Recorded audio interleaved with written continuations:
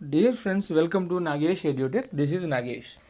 Dear friends, ఈరోజు మనం వచ్చేసి కాంపిటేటివ్ ఎగ్జామినేషన్స్ పర్పస్ అనగా RRB NTPC groups APSC and టీఎస్పీఎస్సీకి సంబంధించినటువంటి గ్రూప్స్ తర్వాత అన్ని కాంపిటేటివ్ ఎగ్జామ్స్ ఈ మధ్యకాలంలో జరిగేటువంటి ఏపీ సచివాలయ ఉద్యోగాల విషయంలో కావచ్చు దేనికైనా కూడా అన్నింటికీ కూడా ఉపయోగపడేటువంటి విధంగా నేను ఈ యొక్క జనరల్ సైన్స్లో భాగంగా భౌతిక శాస్త్రంలో ధ్వని అనేటువంటి చాప్టర్ను ప్రిపేర్ చేయడం జరిగింది ఫ్రెండ్స్. ఇది చాలా ఉపయోగపడేటువంటిది మరియు ఎక్కువ మార్కులు మనం సంపాదించడానికి వీలుగా ఉన్నటువంటి భాగము. సో ఈ యొక్క వీడియోని మీరు చివరి వరకు చూడండి ఫ్రెండ్స్. ఖచ్చితంగా మీరు మార్కులను అంటే బిట్స్ అక్కడ కాంపిటేటివ్ ఎగ్జామ్స్లో వచ్చేటువంటి బిట్స్ను మీరు సులభంగా చేయవచ్చు. సో ఇక్కడ మనకు అంశానికి టాపిక్లోకి వెళ్ళినట్లయితే ధ్వని అనేటువంటిది ఒక శక్తి స్వరూపము. ఏ విధంగా అయితే శక్తి వివిధ రకాలైన రూపాలను కలిగి ఉంటుందో, లైక్ కాంతి శక్తి, రసాయనిక శక్తి, తర్వాత వచ్చేసి జలశక్తి, ఈ విధమైనటువంటి తర్వాత యాంత్రిక శక్తి, ఈ విధమైనటువంటి వివిధ రకాల రూపాలు కలిగినటువంటి శక్తి అనేటువంటి దాంట్లో ఈ యొక్క ధ్వని శక్తి కూడా మనకు ఒక రూపము అని కూడా చెప్పేసుకోవచ్చు. సాధారణంగా కంపన స్థితిలో ఉన్నటువంటి అన్ని వస్తువులు ధ్వనిని ఉత్పత్తి చేస్తాయి.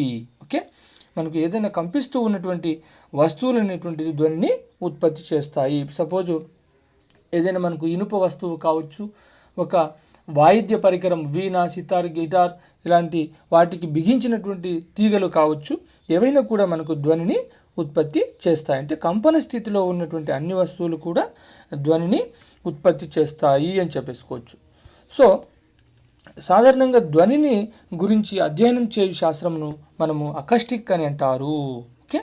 ధ్వనిని గురించి మనం తెలుసుకునేటువంటి శాస్త్రాన్ని లేదా అధ్యయనం చేసేటువంటి శాస్త్రాన్ని మనము అకాస్టిక్ అని అంటారు. కంపించే వస్తువులు అనగా స్థితిస్థాపక వస్తువులు మాత్రమే ధ్వనిని ఉత్పత్తి చేస్తాయి. ఇందాక పైన చెప్పుకున్న ప్రకారంగా కంపించే స్థితిలో ఉన్నటువంటి అన్ని వస్తువులు ఉన్నాం కదా, అందులో కూడా ఏంటి అంటే స్థితిస్థాపక వస్తువులు మాత్రమే స్థితిస్థాపక వస్తువులు మాత్రమే మనకు ధ్వనిని ఉత్పత్తి చేస్తాయి. ఉదాహరణకు ఇనుము, ఉక్కు, కంచు, సాగదీసినటువంటి తీగలు, కదులుతూ ఉన్నటువంటి బ్లేడు లాంటి వస్తువులు, ఇవన్నీ కూడా మనకు స్థితిస్థాపక స్థితిలో ఉంటాయి కాబట్టి, స్థితిస్థాపక వస్తువులు కాబట్టి మనకు అవి ధ్వనిని ఉత్పత్తి చేస్తాయి అని చెప్పేసుకోవచ్చు. సో అనగా ఇక్కడ ఇంకోటి విషయం ఏంటంటే అస్థితిస్థాపక వస్తువులు అనేటువంటి ధ్వనిని ఉత్పత్తి చేయవు. ఉదాహరణకు ఇప్పుడు మనకు రబ్బరు, తర్వాత థర్మోకోల్, దూది, తర్వాత ఏదైనా మనకు చెక్క, ఇలాంటి వస్తువులు అనేటువంటివి అస్థితిస్థాపక వస్తువులు ఫ్రెండ్స్. అందువల్ల ఇవి ధ్వనిని ఉత్పత్తి చేయలేవు. వాటి యొక్క నిర్మాణాన్ని బట్టి అవి ధ్వనిని ఉత్పత్తి చేయలేవు అని చెప్పేసుకోవచ్చు. ధ్వని తరంగాలు శూన్యంలో ప్రయాణించలేవు. ధ్వని తరంగాలు అనేటువంటి యాంత్రిక తరంగాలు మరియు అనుదైర్ఘ్య తరంగాలు కాబట్టి ఈ తరంగాల యొక్క ప్రసరణకు లేదా ప్రసారానికి ఖచ్చితంగా మనకు యానకము అవసరం అవుతుంది. కాబట్టి ఈ యొక్క ధ్వని తరంగాలు శూన్యంలో ప్రయాణించలేవు అని చెప్పేసుకోవచ్చు ఫ్రెండ్స్. అంటే ఇప్పుడు సపోజ్ మనం విశ్వాంతరాళంలో కానీ లేదా చంద్రుని పైన కానీ లేదా కృత్రిమ ఉపగ్రహాలలో కానీ మనము ధ్వనిని మనం ఇక్కడ ఉత్పత్తి చేయలేము మరియు వినలేము అని చెప్పేసుకోవచ్చు. అంటే ఇప్పుడు చంద్రగ్రహంపై పోయేసి మనము ఏదైనా ఒక సంగీత కచేరీ చేయాలి అనుకున్నట్లయితే దాన్ని ఏర్పాటు చేయలేము. ఎందుకంటే మనకు ధ్వని అనేటువంటిది యానకము లేదు కాబట్టి, అక్కడ ప్రసారం అనేటువంటిది జరగదు కాబట్టి మనము వినలేము ధ్వనిని అని చెప్పేసుకోవచ్చు. తర్వాత వచ్చేసి కానీ కాంతి మాత్రము యానకం అవసరం లేదు కాబట్టి, కాంతి అనేటువంటి శూన్యంలో కూడా ప్రయాణిస్తుంది కాబట్టి ఆ విశ్వాంతరాళంలోను మరియు చంద్రుని పైన కాంతి అనేటువంటిది మనకు కనిపిస్తుంది లేదా ప్రసారం అనేటువంటిది జరుగుతుంది అనేది గుర్తుపెట్టుకోవాలి. ఇక్కడ వచ్చేసి రెండు ధ్వనులు మనిషి చెవిని 0.1 సెకండ్ కాల వ్యవధిలో అంటే 1/10వ వంతు కాల వ్యవధిలో చెవిని చేరినట్లయితే ఆ రెండు ధ్వనులను చెవి విడివిడిగా గుర్తించగలదు. దీన్నే వినికిడి స్థిరత అని అంటారు. అంటే ఏవైనా రెండు ధ్వనులు ఒక చెవిని చేరేటువంటి సందర్భంలో మనకు ఒక్కొక్క ధ్వనికి మరొక ధ్వనికి మధ్య 1/10వ వంతు కాలం అనగా 0.1 సెకండ్స్ కాల వ్యవధి అనేటువంటిది ఉన్నట్లయితే మనము ఆ రెండు ధ్వనులను స్పష్టంగా వినగలుగుతాం. అలా కాకున్నట్టు రెండు కూడా ఏకకాలంలో చెవిని చేరినట్లయితే మనం ఆ రెండు ధ్వనులను స్పష్టంగా వినలేము. అంటే ఒక వృధా లేదా ఒక డిస్టర్బెన్స్ మాదిరిగా కనిపిస్తుంది. గడిబిడి అంటాం కదా, అలాగా ఒక డిస్టర్బెన్స్ అనేటువంటిది ఏర్పడుతుంది. సో ఆ రెండు ధ్వనులను మనం స్పష్టంగా వినలేము. కాబట్టి ఏవైనా రెండు ధ్వనులు మన యొక్క మన చెవి స్పష్టంగా వినాలి అంటే ఖచ్చితంగా ఆ రెండు ధ్వనుల మధ్య కాలము 0.1 సెకండ్స్ అనేటువంటిది ఉండాలి. ఓకే, దీనినే మనం ఏమంటారంటే వినికిడి స్థిరత అని అంటారు ఫ్రెండ్స్. నెక్స్ట్, సాధారణంగా ధ్వనులు అనేటువంటివి 3 రకాలు. వాటి యొక్క పౌనఃపున్య అవధిని బట్టి ఆ ధ్వనులను 3 రకాలుగా విభజించవచ్చు. 1 పరశ్రావ్య ధ్వనులు, 2 శ్రావ్య ధ్వనులు, 3 అతిధ్వనులు అని చెప్పేసి 3 రకాలుగా వర్గీకరిస్తాము. అందులో మొదటిగా ఇక్కడ తీసేసుకున్నట్లయితే పరశ్రావ్య ధ్వనులు. పరశ్రావ్య ధ్వనులు అంటే ఏమిటి అంటే సాధారణంగా మనకు 20 హెర్ట్జ్, ఓకే, 20 హెర్ట్జ్ పౌనఃపున్యం కంటే తక్కువ, ఓకే, 20 హెర్ట్జ్ల కంటే తక్కువ పౌనఃపున్యం కలిగినటువంటి ధ్వనులనే మనం ఏమంటారంటే పరశ్రావ్య ధ్వనులు అని అంటారు. ఓకే, ఏమంటారు ఇక్కడ 20 హెర్ట్జ్ల కంటే తక్కువ పౌనఃపున్యం కలిగినటువంటి ధ్వనులనే మనము పరశ్రావ్య ధ్వనులు అని అంటారు. సో కాబట్టి ఇక్కడ మనకు ఈ యొక్క పరశ్రావ్య ధ్వనులను మానవుడు వినలేము. అంటే మనము ఒక మనిషిగా ఈ యొక్క పరశ్రావ్య ధ్వనులను వినలేము. ఎందుకంటే అవి చాలా చాలా తక్కువ హెర్ట్జ్ల ఒకే పౌనఃపున్యం కలిగినటువంటి ధ్వనులు కాబట్టి వీటిని మనము వినలేము. మరి ఏవి వింటాయి అంటే ఇక్కడ పాములు, కుందేళ్ళు, నీటి తిమింగలాలు అనేటువంటివి వింటాయి. సో పాములు, కుందేళ్ళు, నీటి తిమింగలాలు అనేటువంటివి ఈ యొక్క పరశ్రావ్య ధ్వనులను అనగా అతి తక్కువ పౌనఃపున్యం కలిగినటువంటి ధ్వనులను కూడా స్పష్టంగా వింటాయి. కాబట్టి ఏదైనా వాటికి ప్రమాదము కానీ, ఓకే, శత్రువులు అనేటువంటివి ఓకే దగ్గరగా సమీపించినప్పుడు అవి చేసేటువంటి అతి స్వల్ప ధ్వనులు లేదా అతి స్వల్ప అలజడిని కూడా ఇవి పసిగట్టి వెంటనే అవి తమను తాము రక్షించుకోవడం జరుగుతూ ఉంటుంది ఫ్రెండ్స్. ఓకే, మరి ఈ యొక్క పరశ్రావ్య ధ్వనులను ఏ విధంగా అంటే ఏ సందర్భంలో అవి ఉత్పత్తి అవుతాయంటే ఉదాహరణకు గడ్డి పరకలు గాలికి కదులుతూ ఉన్నటువంటి సందర్భంలోను మనం కొట్టేటువంటి కనురెప్పలు అటు ఇటు పైకి క్రిందకి కదిలించడం వలన కూడా మనకు ఈ యొక్క పరశ్రావ్య ధ్వనులు అనేటువంటివి ఉత్పత్తి అవుతాయి. సో కాబట్టి మనం కళ్ళను పదే ఇలా కనురెప్పలను కొడుతూ ఉండేటువంటి సందర్భంలో మనకు ఆ ధ్వని వినిపించదు. ఓకే, ఎందుకు? అది పరశ్రావ్య ధ్వని కాబట్టి. అదేవిధంగా ఏదైనా ఒక పార్కులోను లేదంటే ఎక్కడైనా ఒక తోటల్లోనూ మనం కూర్చొని లేదా నిలబడి ఉన్నప్పుడు అక్కడ గాలికి వీచేటువంటి ఆ యొక్క గడ్డి పరకలు లాంటి గడ్డి, ఓకే, ఆ పరకలు అనేటువంటివి అటు ఇటు ఊగినా కూడా లేదా కదిలినా కూడా మనకి ఎలాంటి సౌండ్ అనేటువంటిది వినిపించదు. ఓకే, ఎందుకు అంటే అవి మనకు పరశ్రావ్య ధ్వనులు అని అర్థం. సో కాబట్టి పరశ్రావ్య ధ్వనులు అనేటువంటిది 20 హెర్ట్జ్ల కంటే తక్కువ పౌనఃపున్యం కలిగినటువంటి ధ్వనులు అనేది గుర్తుపెట్టుకోవాలి. నెక్స్ట్ ఫ్రెండ్స్, శ్రావ్య ధ్వనులు అంటే ఏమిటో చూద్దాం. ఇక్కడ వచ్చేసి 20,000 హెర్ట్జ్ల నుండి 20,000 హెర్ట్జ్ వరకు ఉన్నటువంటి ధ్వనులనే శ్రావ్య ధ్వనులు అని అంటారు. ఓకే, 20 హెర్ట్జ్ల నుండి 20,000 హెర్ట్జ్ల మధ్య పౌనఃపున్యం కలిగినటువంటి ధ్వనులనే మనం ఏమంటారంటే శ్రావ్య ధ్వనులు అంటాం. వీటిని మానవుడు స్పష్టంగా వినగలుగుతాడు. సో కాబట్టి మానవుడు వినగలుగుతాడు కాబట్టి ఈ అవధిని ఏమంటారంటే శ్రావ్య అవధి అంటారు. మానవుడు వినగలడు కాబట్టి ఈ అవధిని శ్రావ్య అవధి అని అంటారు. ఇప్పుడు మనం మాట్లాడేటువంటి మాటలు కావచ్చు, సంభాషణ కావచ్చు, స్పీచెస్ కావచ్చు, పాటలు కావచ్చు, పద్యాలు కావచ్చు, సంతోషం ఉన్నప్పుడు ఉత్సాహంగా కేరింతలు కొట్టేటువంటి సౌండ్స్ కావచ్చు, ఇవన్నీ కూడా మనకు 20 నుంచి 20,000 హెర్ట్జ్ల మధ్యలోనే ఉంటుంది. కాబట్టి వీటిని మనము స్పష్టంగా వినగలుగుతాం. కాబట్టి వీటిని మనము శ్రావ్య అవధి అని అంటారు. మరియు ఈ ధ్వనులను శ్రావ్య ధ్వనులు అని చెప్పేసి అంటారు. వీటిని ఎవరు ఉత్పత్తి చేస్తారు అంటే మనం మాట్లాడేటువంటి మాటలు కావచ్చు, ఒక మ్యూజికల్ ఇన్స్ట్రుమెంట్స్ ద్వారా వెలువడేటువంటి సౌండ్స్ కావచ్చు, ఇవన్నీ కూడా శ్రావ్య అవధులుగానే చెప్పేసుకోవచ్చు. Veena, violin, sitar, guitar, tabla, okay, హార్మోన్, ఇలాంటివన్నీ కూడా మనం బాగా స్పష్టంగా వినగలుగుతాం. కాబట్టి ఇవన్నీ కూడా మనకు శ్రావ్య ధ్వనులకు ఉదాహరణగా చెప్పేసుకోవచ్చు ఫ్రెండ్స్. నెక్స్ట్ వచ్చేసి అతిధ్వనులు అంటే ఏమిటో చూద్దాం. 20,000 హెర్ట్జ్ల పౌనఃపున్యం కంటే ఎక్కువ ఉన్నటువంటి ధ్వనులనే మనం ఏమంటారంటే అతి ధ్వనులు అని అంటారు. ఓకే, 20,000 హెర్ట్జ్ల పౌనపున్యం కంటే ఎక్కువ పౌనపున్యం కలిగినటువంటి 20,000 హెర్ట్జ్ల కంటే ఎక్కువ పౌనపున్యం కలిగినటువంటి ధ్వనులనే మనము అతి ధ్వనులు అని అంటారు. సో వీటిని సో కుక్క, గబ్బిలం, ఏనుగు వంటి జీవులు మాత్రమే వినగలుగుతాయి. సో కాబట్టి మనకు ఇక్కడ కేవలము ఈ యొక్క అతి ధ్వనులను కుక్క కానీ, గబ్బిలం కానీ, ఏనుగు వంటి జీవులు మాత్రమే వినగలుగుతాయి, మానవులు వినలేము. ఇక్కడ కూడా మనకు ఎక్కువ పౌనపున్యం 20,000 హెర్ట్జ్ల కంటే ఎక్కువ పౌనపున్యం అయినట్లయితే మనము వినలేము ఫ్రెండ్స్. ఓకే, కేవలము కుక్క, గబ్బిలము, ఏనుగు వంటి జీవరాశులు మాత్రమే అవి వినగలుగుతాయి అని చెప్పేసుకోవచ్చు.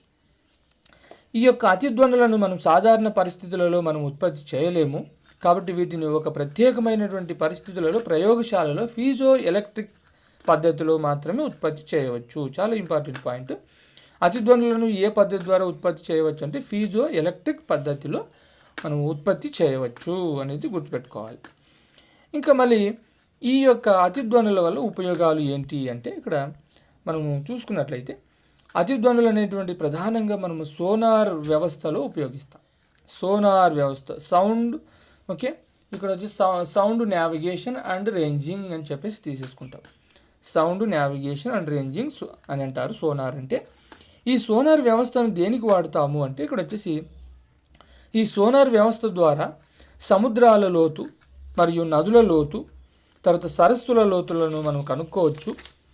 అదేవిధంగా మనకు గర్భస్థ శిశువు, ఓకే, పెరుగుదలకై చేసేటువంటి స్కానింగ్ అంటారు చూడండి. మనకు ప్రెగ్నెన్సీగా ఉన్నటువంటి లేడీ, ఓకే, స్కానింగ్ తీసుకున్నప్పుడు లోపల పుట్టబోయేటువంటి బిడ్డ వచ్చేసి అమ్మాయా అబ్బాయి అనేటువంటి తెలుసుకోవడానికి చేసేటువంటి, ఓకే, లింగ నిర్ధారణ పరీక్ష అంటారు దాన్ని. అలాంటి, ఓకే, పరీక్షలలో కూడా ఈ యొక్క సోనార్ వ్యవస్థనే ఉపయోగిస్తారు స్కానింగ్లలో. తర్వాత వచ్చేసి మనము నీటి అడుగు భాగాన మునిగి ఉన్నటువంటి వస్తువులు అనగా జలాంతర్గాములు కావచ్చు, సముద్రపు లోతులను, ఉనికిని, ఇవన్నీ కూడా మనం ఈ యొక్క సోనార్, ఓకే, వ్యవస్థ ద్వారా మనం కనుక్కోవచ్చు ఫ్రెండ్స్.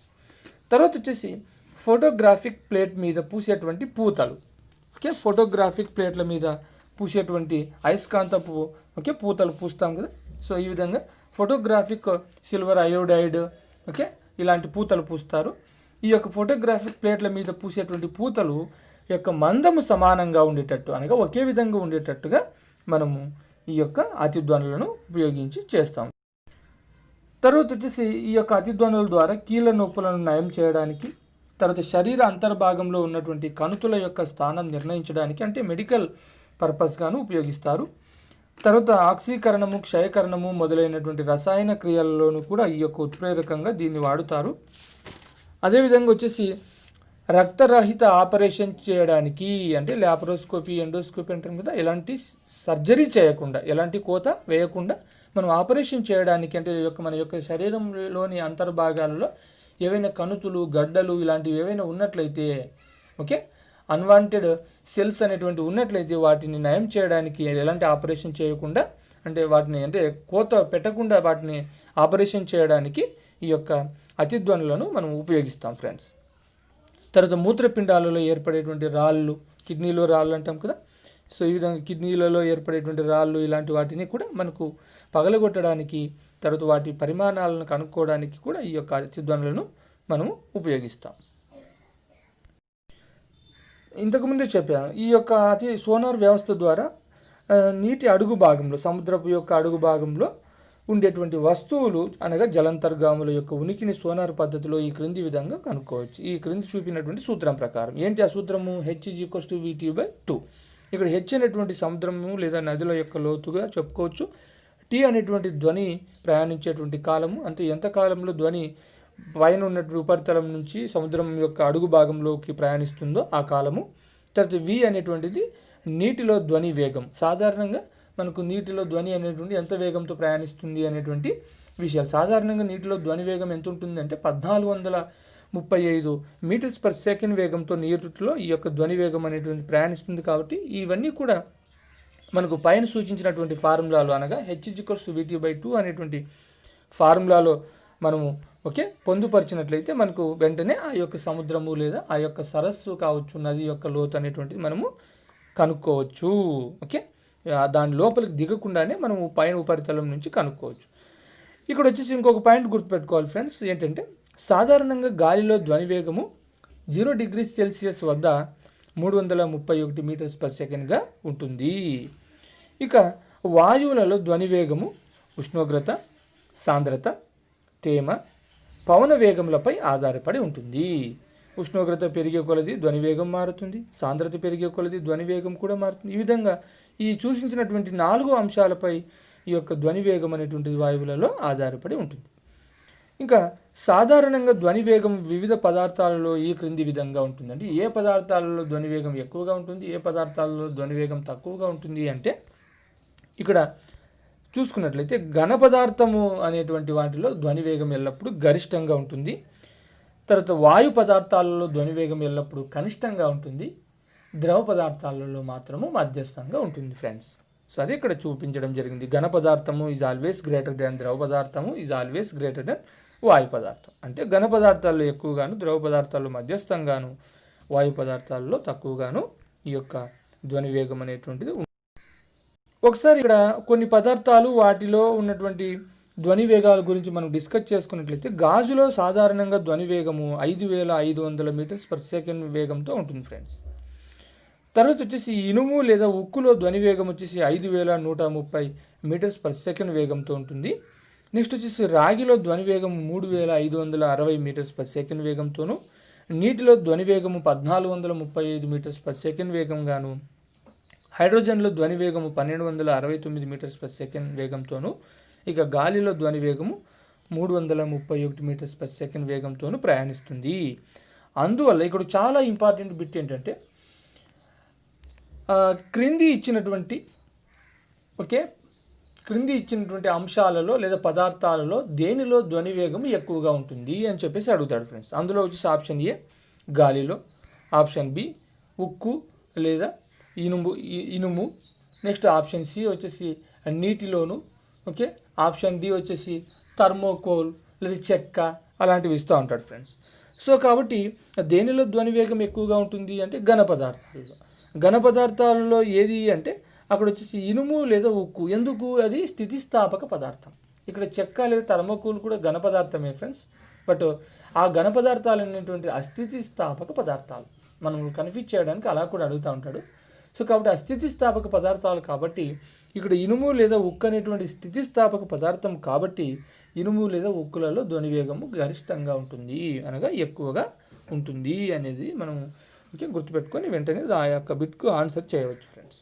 సో కాబట్టి ఈ విధంగా మనకు ఈ యొక్క ధ్వని అనేటువంటి అంశం నుండి అనేక రకాలైన బిట్స్ ఎగ్జామ్స్లలో ఇవన్నీ కూడా ప్రీవియస్ ఎగ్జామ్స్లలో వస్తూ ఉన్నటువంటి పాయింట్స్గానే మనం చెప్పుకోవచ్చు ఫ్రెండ్స్. నెక్స్ట్ క్లాస్లో మనము ధ్వని యొక్క లక్షణాల గురించి మనం నెక్స్ట్ క్లాస్లో కంటిన్యూ చేద్దాం ఫ్రెండ్స్. సో కాబట్టి మీరు ఈ విధంగా నా యొక్క వీడియోస్ని మీరు ఫాలో అవ్వాలన్నా, మీ ఫ్రెండ్స్కి షేర్ చేయాలన్నా ఖచ్చితంగా నా యొక్క ఛానల్ను సబ్స్క్రైబ్ చేసుకోండి ఫ్రెండ్స్. నన్ను సపోర్ట్ చేయండి. ఇలాంటి మరెన్నో ఉపయోగకరమైనటువంటి వీడియోలతో నేను మీ ముందుకు వస్తూ ఉంటాను. Thank you friends. Bye bye. Have a nice day.